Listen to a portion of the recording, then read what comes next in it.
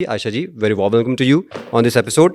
और आपके पिछले एपिसोड में बहुत ज़बरदस्त फीडबैक आ रहा है, लोग बहुत अप्रिशिएट कर रहे हैं और ख़ास तौर पर क्योंकि जिनको उससे पॉजिटिव इफ़ेक्ट्स नज़र आ रहे हैं, उसकी एक पॉजिटिव उनका इफेक्ट है, इम्पैक्ट है उनकी लाइफ के ऊपर, वो बहुत इस चीज़ को अप्रिशिएट कर रहे हैं। और यकीनन हमारा काम भी यही है कि जितने लोग इससे इस्तेफ़ादा कर सकें वो इस्तेफ़ादा करते जाएँ।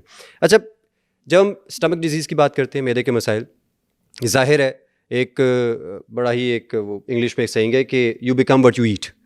तो डाइट और मैदे के मसाइल, क्योंकि ज़ाहिर है डाइट ने जाना मैदे में ही है, डाइट की क्वालिटी का मैदे की क्वालिटी से कितना गहरा ताल्लुक है? मैदे के ज़्यादा मसाइल आपको शुरू ही डाइट की वजह से होते हैं। अगर आपकी डाइट अनहेल्दी है, लेकिन ये एक रीज़न नहीं हो सकता। कई दफ़ा कुछ अद्वियात का हम इस्तेमाल कर रहे होते हैं, जैसे बहुत सारी एंटी डिप्रेसेंट्स हो गई या बहुत सारे और अद्वियात, वो भी आपके मैदे को इफ़ेक्ट कर रही होती हैं। तो पेशेंट बेचारा खा बहुत हेल्दी रहा होता है, लेकिन उसको तेज़ाबियत का मसला, मैदा हर वक्त ख़राब रहना, इस तरह के मसले मसाइल जो हैं वो रहते हैं।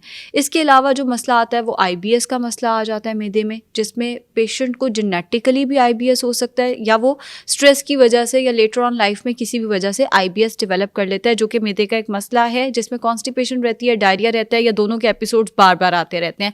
जहाँ तक डाइट की बात है, मुझे लगता है कि 90% हमारी डाइट का रोल होता है। अनटिल अनलेस आपके, जैसे मैंने बताया, अद्वियात की या जेनेटिक कोई हिस्ट्री नहीं है, या स्ट्रेस की वजह से मैदा नहीं खराब हुआ हुआ, आप जो खा रहे होते हैं वो कहीं ना कहीं आपके मैदे को इफेक्ट कर रहा होता है। लेकिन ये वो चीज़ है जिसमें हम सिर्फ जंक फूड को ब्लेम नहीं कर सकते, बिकॉज गांव के लोग बहुत ज़्यादा जंक फूड का इस्तेमाल नहीं करते, वो बहुत ज़्यादा इस्तेमाल करते हैं लाल मिर्च का इस्तेमाल ज़्यादा, गंदी क्वालिटी के ऑयल का इस्तेमाल ज़्यादा करना, या बार बार खाना खाना, बोरियत हो रही है तो खाना खाना, अनहेल्दी फूड आइटम्स का इस्तेमाल करना, वो ज़ाहिर मैदे के मसाइल को कॉन्ट्रीब्यूट करता है। अच्छा, आपने कॉन्स्टिपेशन की बात की, एक ऐसा इशू है जिसके बारे में लोग हेजिटेंट भी होते हैं ओपनली बात करने में, लड़कियां बिलखुसूस कई बार इस चीज़ को हेजिटेट करती हैं शेयर करने में अपने हेल्थ स्पेशलिस्ट के साथ भी, और लड़के भी बहुत ज़्यादा, क्योंकि आई डोंट नो, हालांकि इसको खुल के इसको बताना चाहिए, एक हेल्थ इशू है। अब कॉन्स्टिपेशन, मैंने जहाँ तक ऑब्जर्व किया है, कई लोग जो वेट लॉस की जर्नी पर होते हैं या वेट लॉस, अपना वेट ट्रैक कर रहे होते हैं, बेसिकली कैलोरी लॉस करें, मैंने ये सुना है कि ये ऑब्जर्वेशन है, लोग कहते हैं कि अगर वो चावल ज़्यादा खा रहे हैं या अगर कैलोरीज कम ले रहे हैं या बहुत ही कंट्रोल डाइट ले रहे हैं, तो उससे उनको या तो हार्ट स्टूल का इशू होता है या फिर कॉन्स्टिपेशन का इशू होता है। क्या ये सच ऐसा होता है? सिर्फ इसमें ये नहीं है कि आप चावल ज़्यादा ले रहे हैं या आप डाइट पे, आप फाइबर कम ले रहे हैं। अच्छा, फाइबर कम ले थिंग रहे हैं। इज़ कि आप फ्रूट्स का इस्तेमाल, आप वेजिटेबल्स का इस्तेमाल कर रहे हैं, प्रॉब्लम नहीं कर रहे हैं। प्रॉब्लम ये आती है, वेजिटेबल्स हमसे खाई नहीं जाती, फ्रूट हमें पसंद नहीं है, सो वो वहाँ पे ये वाला प्रॉब्लम ज़्यादा आता है। बेसिकली आपने अपना फाइबर इनटेक अगर अच्छा रखा है तो ये वाला प्रॉब्लम आपको डाइट में नहीं होगा। यानी ग्रीन्स को बढ़ाना है आपने? सिर्फ ग्रीन्स ही नहीं, दालों को बढ़ाया जा सकता है। दालों के अंदर भी फाइबर की अच्छी मिकदार है। हमारे पास अच्छा, गाजर, वो दाल के बारे में कहते हैं बादी होते हैं, बादीपन ऐसा कुछ, वो देखिए ऐसी चीज़ एग्जिस्ट नहीं करती। दाल हर एक को सूट नहीं करती। अच्छा। कुछ लोगों में, जैसे अभी मैंने IBS वर्ड बोला, जो कि एक मेडिकल कंडीशन है, उसके कई मरीज हैं, उनको दाल सूट नहीं करती। अगर आपको दाल सूट करती है तो इट्स अ ब्लेसिंग, आप जरूर खाएं। ये बादी है, ये इसके ये है, ठंडी है, गर्म है, ये चीज़ मेडिकल में तो बिल्कुल एग्जिस्ट नहीं करती। अच्छा। अगर आपको दाल खा के गैस्ट्रिक इशू शुरू हो जाता है, गैस का मसला आता है, तो आप इसको दोपहर में खा लें। अगर आपको दोपहर में भी खा के प्रॉब्लम आता है, इट मीन्स आपको दाल की वैसी इंटॉलरेंस है, फिर आप ये करें, आप 2-3 चम्मच से उसको खाना शुरू करें, एंड विद टाइम अपनी जो टॉलरेंस है वो ज़रा बेहतर कर लें दाल से। मगर दाल जो है वो अगर आप छोड़ देंगे तो ये कोई। अच्छा आयशा जी, ये तो आपने बड़ा क्लियर कर दिया, और मुझे उम्मीद है कि व्यूअर्स, जिस तरह उन्होंने, बगैर, मेरा सवाल अगला यही होना था उनसे कि जो लोग रातों को जागते हैं अपने ऑफिस टाइम की वजह से, उनके लिए भी आयशा जी ने क्लियर कर दिया।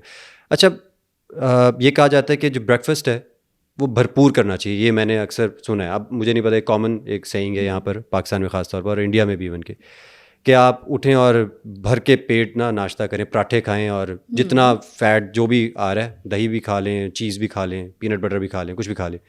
और इसी तरह रात के खाने के बारे में कहा जाता है कि वो ज़रा लाइट होना चाहिए, और लंच के बारे में होता है कि वो स्नैकिंग टाइप भी कुछ होना चाहिए। इस पे ज़रा रोशनी डालिए, कितनी क्वांटिटी और क्या होना चाहिए? देखिए, ब्रेकफास्ट नो डाउट आपका अच्छा मील होना चाहिए, लेकिन ये कहना कि ये बिल्कुल ही आपने इसमें ना तो ध्यान रखना आप खा क्या रहे हैं ना कुछ और, ये बिल्कुल गलत है। हेल्दी होना चाहिए, अच्छा होना चाहिए। अगर आप नाश्ता अच्छा कर लेते हैं, उसका फ़ायदा ये होता है आपको पूरा दिन उल्टी सीधी क्रेविंग्स नहीं होती। अच्छा, नाश्ते का ये फ़ायदा सबसे ज़्यादा है। एंड जो लोग वेट लॉस कर रहे हैं उनके लिए नाश्ता इसीलिए इंपॉर्टेंट होता है। आपने नाश्ता नहीं किया तो बाय लंच आपको इतनी भूख लगी हुई होती है, आपको पता ही नहीं होता अच्छा क्या और बुरा क्या है। नाश्ता ज़रूर करें लेकिन माइंडफुली से मुराद ये आपको पता तो आप खा क्या रहे हैं। पराठा है ठीक है खाएं, ज़रूर खाएं, लेकिन 1 टीस्पून ऑयल में बना हुआ होना चाहिए। उससे ऊपर अगर आप लेकर जा रहे हैं तो वो हार्ट हेल्थ के लिए नहीं अच्छा। पीनट बटर खा रहे हैं तो फिर पराठा नहीं खाना। यानी सर्विंग ऑफ जो फैट है वो 1 मैक्सिमम 2 सर्विंग ऑफ फैट रखें, इससे ज़्यादा सर्विंग ऑफ फैट्स ना रखें। कार्बोहाइड्रेट्स हैं, मेल है तो वो 4 सर्विंग तक जा सकता है। अगर वो वेट मेंटेन कर रहा है, वेट लॉस कर रहा है तो 2 सर्विंग्स तक होनी चाहिए। तो कार्बोहाइड्रेट फैट प्रोटीन का एक कॉम्बिनेशन सही बना हुआ होना चाहिए। ये ना हो कि नाश्ता पूरा कर लिया, पराठा चाय में डुबो के खा लिया हमने तो बड़ा अच्छा, इसके अंदर प्रोटीन कहाँ था? इसके चाय जो है वो सारे न्यूट्रिएंट्स को भी बाइंड कर रही है, तो आपको न्यूट्रिएंट्स कोई नहीं मिले, आपने जस्ट अपना पेट भर लिया। तो माइंडफुली जरूर खाएं, बेशक आप हेवी खाएं, बेशक आप लाइट खाएं, नाश्ता करें जरूर, माइंडफुली करें, बस इतनी सी बात है। अच्छा, चाय का भी आपने कहा कि हमारा कल्चर है इंडिया, पाकिस्तान, एशिया में ओवरऑल चाय बहुत पसंद किए थे, लेकिन पाकिस्तान और इंडिया में जो चाय पी जाती है ऑब्वियसली उसको कंपाउंड कहा जाता है क्योंकि हम उसमें दूध ऐड कर देते हैं पत्ती के साथ।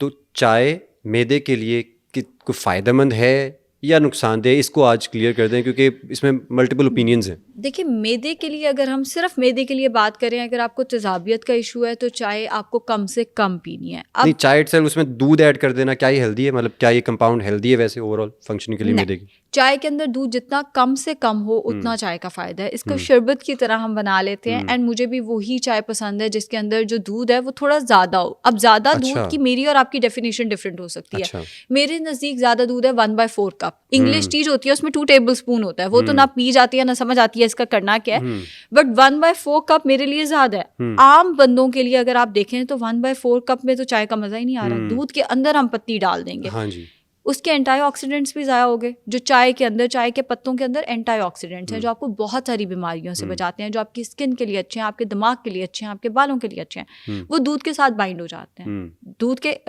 जो कैल्शियम है दूध का वो भी ज़ाया हो जाता है एंटीऑक्सीडेंट से। तो आपको कोई फ़ायदा नहीं हुआ ऐसी चाय पी के। मैदे की अगर हम बात करें तो मैदे के लिए भी ये चाय नुकसानदेह है, लेकिन हर कोई छोड़ नहीं सकता। अगर आप मैदे के मरीज से कहें चाय छोड़ दें और उसके सर में दर्द होता है चाय ना पी के, तो मेरा ख्याल है उसके ऊपर जुल्म है बेचारे के ऊपर। कम कर दें, लेकिन आप पी सकते हैं। लेकिन उसको सब्स्टिट्यूट तो कर सकते हैं ना कि आप कॉफी पी लें उसकी जगह पे। अगर कैफीन, सर दर्द मेरा ख्याल है कैफीन के लिए नहीं, कॉफी भी वही कैफीन है, कैफीन बल्कि कॉफी में ज्यादा है। तो चाय थोड़ा सा दूध डाल के बेहतर ऑप्शन रहेगी। अगर आपको मैदे में मसला होता है तो आप इसमें 2 छोटी इलायची डाल दिया करें।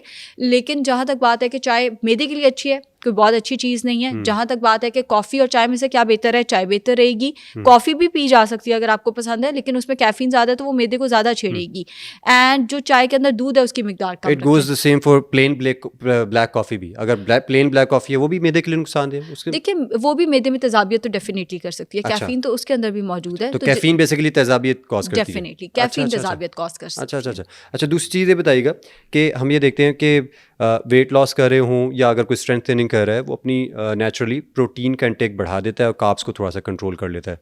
तो ऐसे सिनेरियो में अगर हम हाई प्रोटीन ले रहे हैं मीट फॉर्म में, चिकन ले रहे हैं, मटन है या बीफ है, कुछ भी है, तो क्या ये जो मीट हम ले रहे हैं for the sake of protein और as a source of protein, तो क्या ये हमारे मैदे के लिए नुकसानदेह हो सकता है? क्या ये कोई कॉज कर सकता है ऐसा कोई चीज़ जो अनकम्फर्टेबिलिटी? देखिए, इस पे ये आता है कि लोग चर्बी नहीं रिमूव करते। अगर अगर हम देख रहे हैं कि बीफ पड़ा है हमारे सामने और उस पर चर्बी भी लगी हुई है, और अगर हम चर्बी रिमूव नहीं कर रहे तो वो प्रॉब्लम कर सकता है। कुछ लोगों को बीफ वैसे ही सूट नहीं करता। बीफ बहुत वो जो एनिमल फैट, वो जो चर्बी लगी है वो नुकसानदेह है, मतलब वो मैदे के लिए इंतहाई बुरी है। वो कोलेस्ट्रॉल की सबसे बड़ी वजह। कोलेस्ट्रॉल आता ही ये एनिमल सोर्सेज से है, जिसमें ये फैट जो है वो सबसे बड़ा सोर्स है। इसके अलावा अगर आपको यूरिक एसिड की हिस्ट्री है तो फिर भी आपने ये एनिमल प्रोटीन जो है वो ज़रा कम लेना होता है।